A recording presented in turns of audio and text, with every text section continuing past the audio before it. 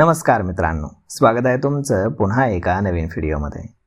मित्रांनो, Reliance industries आणि Rolls Royce यांनी भारताच्या ॲडव्हान्स मीडियम कॉम्बॅट एअरक्राफ्ट या कार्यक्रमासाठी स्वदेशी लढाऊ विमानाचं इंजिन डिझाईन, विकास, निर्मिती आणि पुरवठा करण्यासाठी एकत्र काम करण्याच्या धोरणात्मक हेतूला प्राधान्य दिलेलं आहे.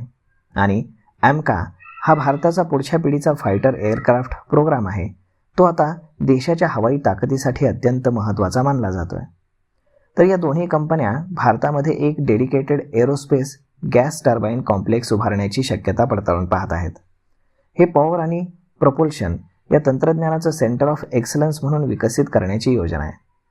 या प्रस्तावित भागीदारीचं उद्दिष्ट AMCAसाठी इंजिनच्या संयुक्त विकासात रोल्स रॉयसचं प्रगत इंजिन तंत्रज्ञान आणि रिलायन्सचे उत्पादन, तंत्रज्ञान आणि मोठ्या प्रमाणावर काम करण्याची क्षमता एकत्र आणणं हे आहे.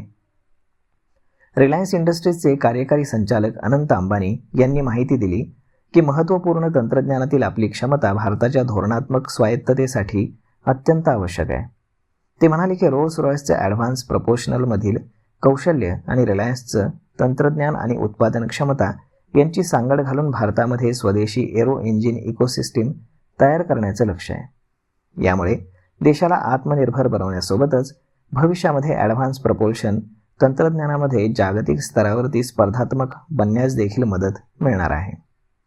तर रोल्स रॉयसचे CEO तुफान एर्गिलबिचकिन यांनी याला भारतामध्ये एक मजबूत आणि आत्मनिर्भर एरोस्पेस इकोसिस्टम निर्माण करण्याच्या दिशेनं एक महत्त्वाचा टप्पा म्हटला आहे. ते म्हणाले की रोल्स रॉयसच्या जवळपास 100 वर्षांच्या इंजिनिअरिंग आणि इंजिन कौशल्याला रिलायन्सच्या भारतीय औद्योगिक क्षमतेशी जोडलं जाईल.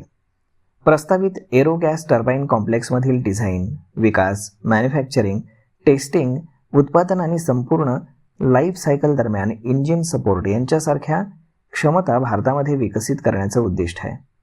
या दोन्ही कंपन्या भविष्यामध्ये संरक्षण, सिव्हिल एरोस्पेस आणि नवीन पॉवर आणि प्रपोल्शन प्रणालींमध्ये देखील सहकार्याच्या शक्यता शोधत आहेत. तर मग मित्रांनो, अशा पद्धतीनं रिलायन्सनं आता रोल्स रॉयससोबत डील केलेली आहे आणि ते लढाऊ विमान देखील आता तयार करणार आहेत. तर मग यामुळे रिलायन्सच्या शेअरवरती नक्कीच याचा पॉझिटिव्ह इम्पॅक्ट आपल्याला भविष्यामध्ये पाहायला मिळू शकतो.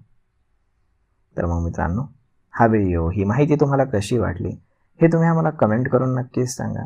आणि जर आवडली असेल तर आपल्या जवळच्या मित्रमंडळींसोबत देखील हा व्हिडिओ तुम्ही शेअर करायला विसरू नका. धन्यवाद.